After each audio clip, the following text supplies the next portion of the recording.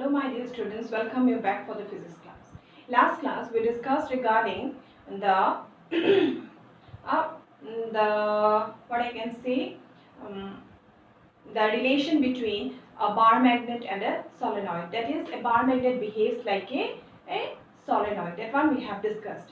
So for today's class, so what we are going to discuss is the magnetic elements of Earth. It's okay. So for today's class, we are going to discuss magnetic elements of Earth. So when we talk about Earth has a magnetism. All of you know. Yes, we know that Earth has a magnetism. So Earth's magnetism is what? We used to assume that inside the Earth there is a huge magnet, and that because of that magnet, whenever we used to hang a bar magnet or any compass, what will happen? It will align in the north and south direction. Means if I consider this to be the Earth, and this is a geographical north and geographical south. If I join this line, then what will happen? And there will be a huge magnet inside, and if this is a bar magnet or it's a compass, then what will happen? It will align in north-south direction. Means if I say the cap of the pen is the north and this one is the south, so it will align like this. But it will not coincide with one another. What will happen? It will make certain angle like this. This is the north. I'm writing M. This is south M. M means magnetic. This is north geographic. This is south geographic. Okay. So in Earth there are three elements, magnetic elements, and those are very important to understand the concept of Earth's magnetism. So there are three magnetic elements which are very important to understand the concept of Earth's magnetism. First one is declination. Second one is inclination. Other name we call it angle of dip. And lastly, the third one is horizontal component of Earth's magnetic field. And remember, this is the most important topic of the chapter, because questions maximum time it comes from this part only. So let us now learn one by one all the three magnetic elements. First we will start with declination. Okay. So now tell me, if I talk about declination, do you know that Earth, if I say Earth, if I have Earth like this, just now I have drawn, this is the northern part and this is the southern part. Yes, I am writing geography. So what happened? We can draw some lines like this. Here also it will be like this, also it will be like this also. From every part if I will draw, I can draw a circle through the northern and south part. Can I draw? Yes, think of a globe. I can join it. I will show you a video also, means discussion also, how we can prove it. So there will be, we can draw some what? Circles. We can get some circles from each part of our Earth. It's okay. Those circles, if I say that, will have a common diameter or not? Will have a common diameter. Which one is the diameter? This one is the diameter, common diameter for all. Done? So if I take one part, one diameter, and I cut it, think of a circular ball or something, then cut it into two halves. Then what will happen? I will get a plane or not? Plane means this is a plane. So I will get a plane. That plane is known as geographical meridian. What is that known as? Geographical meridian. Now if I talk about the magnetic meridian, then what will happen? Similar to the geographical meridian, so this is my geographical meridian. If I say I am drawing a plane, we will have a magnetic north, this is the north pole of the magnet, this is the south pole of the magnet, then what will happen? We will also again have a what? Similarly, we will have a what? Plane or not? That is known as what? Magnetic meridian. Done. So, what will happen? This magnetic meridian and the geographical meridian always will have a certain angle with each other. Yes, will always have a certain angle with each other. Depending upon the place, the value will be different. That angle is known as the declination.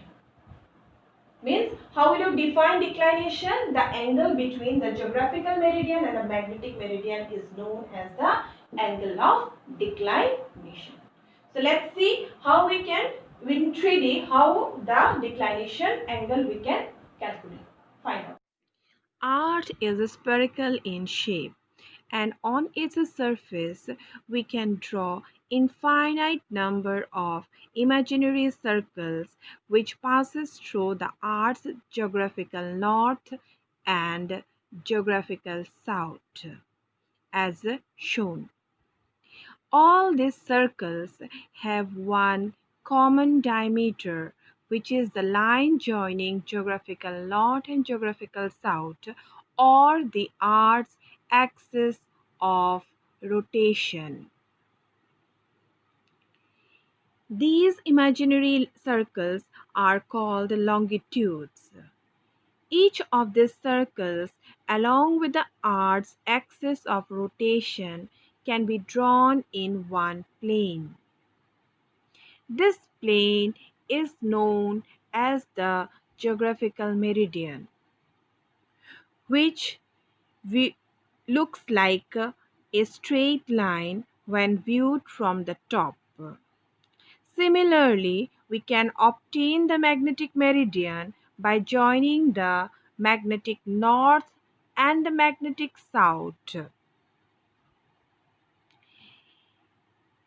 This also looks like a straight line when viewed from the top of a chosen point. At any given point or a place, the geographical meridian and the magnetic meridian looks like two intersecting straight lines. The angle between these two straight lines is called declination, denoted by the letter capital D. This declination changes from place to place on Earth. It is minimum at equator and goes on increasing with latitude. That is, it is maximum at poles. Inclination. Okay, now what is inclination? Inclination is, now again I will do one thing. Inclination we can find out with the help of a compass. Means inclination means, suppose I draw, suppose I say this is a, okay, let me draw. This one is the geographical meridian.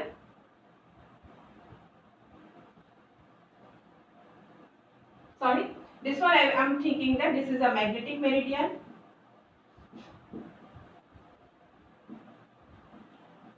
And this plane is the geographical meridian. Can I draw like this? Yes, this is the geographical meridian. So this angle is what? This angle is angle of is declination. Can I write this as capital D? This is declination. Done. Now this is a magnetic meridian. Means this is magnetic plane. Now suppose this is a place on Earth. P.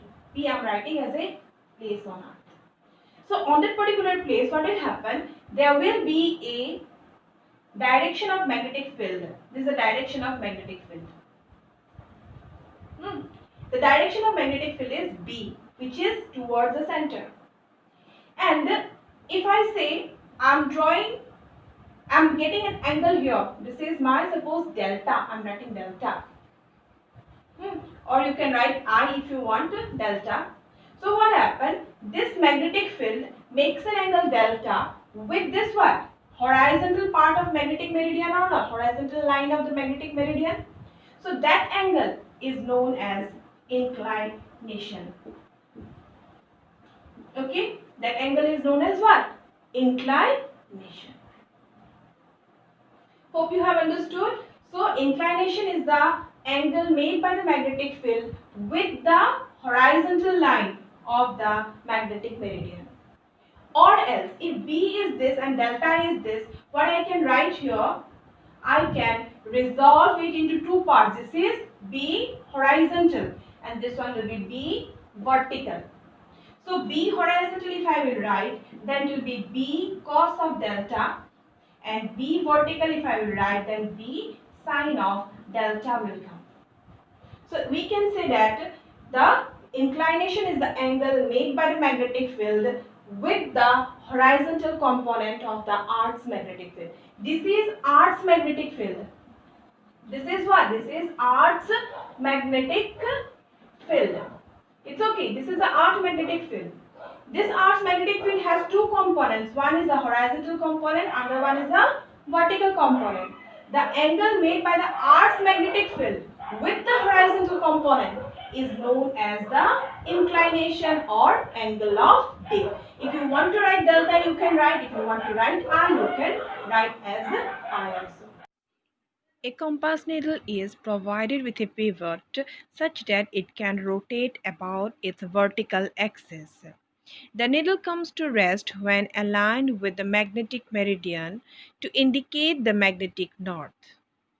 If the needle is provided with a pivot such that it can rotate freely about its horizontal axis, it would also rotate in the magnetic plane. If the compass is placed in the northern hemisphere, its north end dips down from the horizontal position. If placed in the southern hemisphere, its southern end dips down from the horizontal position. The angle through which it dips with respect to the horizontal plane at that point is known as angle of dip or inclination, denoted by the capital letter I. In other words, inclination is the angle that the total magnetic field of the earth, that is BE, makes with the horizontal surface of the earth at a given point. The inclination is 0 at the equator, and increases as the latitude increases. If this compass is placed above the magnetic pole, it will come to rest in the vertical position. We can measure the inclination at any given point by using a magnetic needle with a horizontal axis and a spirit level as shown. Now the last part, that is the horizontal component. Horizontal component